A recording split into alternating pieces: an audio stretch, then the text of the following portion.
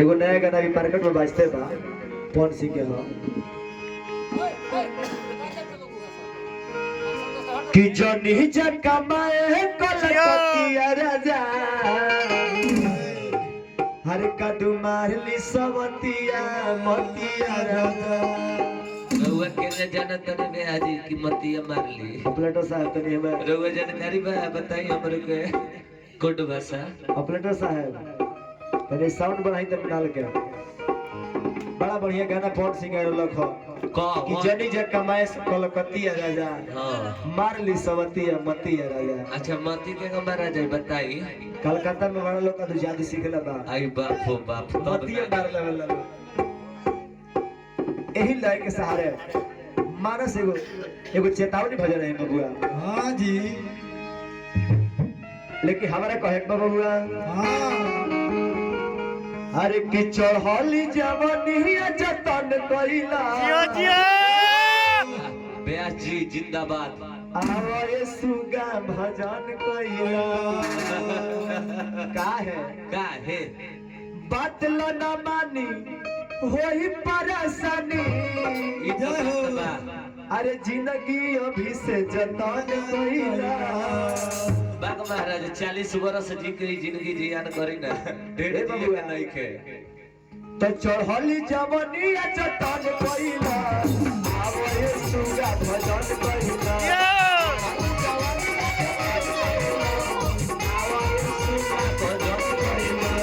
चढ़ली जवानी जतन कइला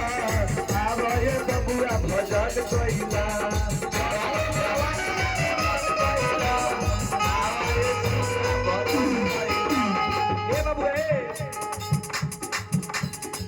बातल न मानी होई परेशानी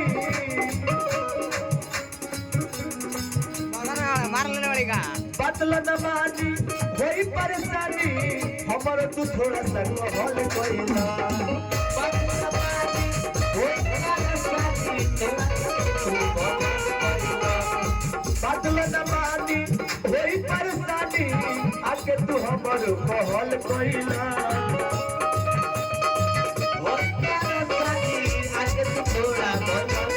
चढ़ली जवानिया जतन कइला चढ़ली जवानिया जतन कइला सुगा हो हरि के भजन कइला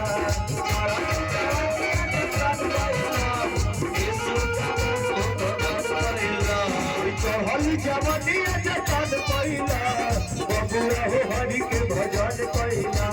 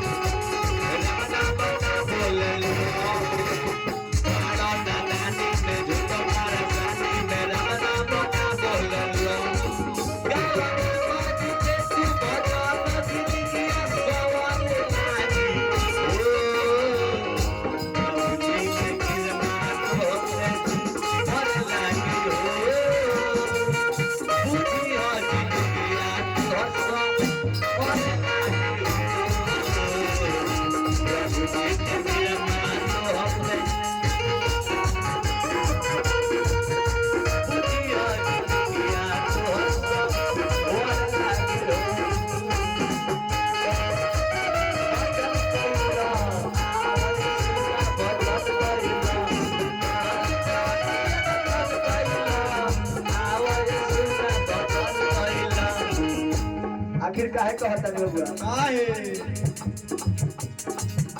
चढ़ली जवानी में चलेला हई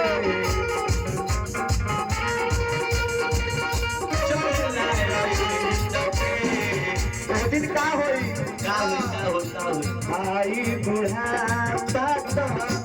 रोब मई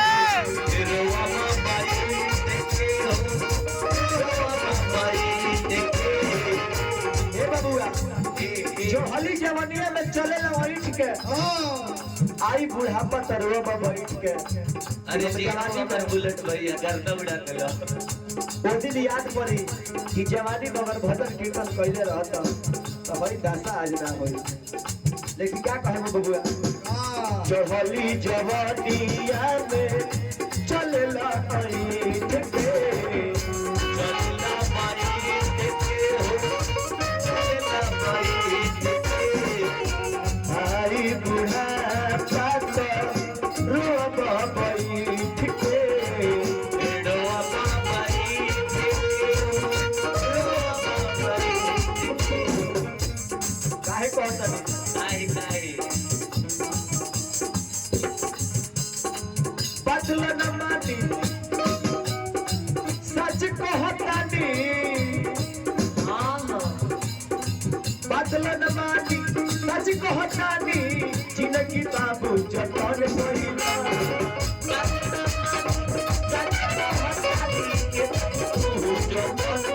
बदल न मानी सच कहतानी चहल जवानी जतन कइला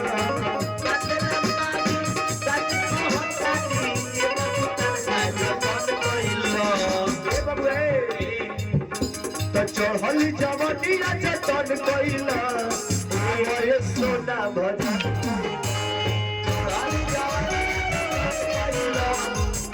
भजन कइला चढ़ल जवनिया जतन कइला आवो एक करे जा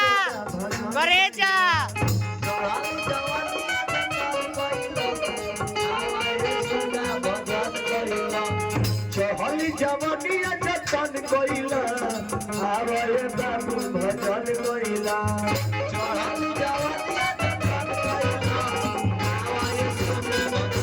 चढ़ल जवनिया जतन कइला आवे सोना भजन कइला चढ़ल जवनिया जतन कइला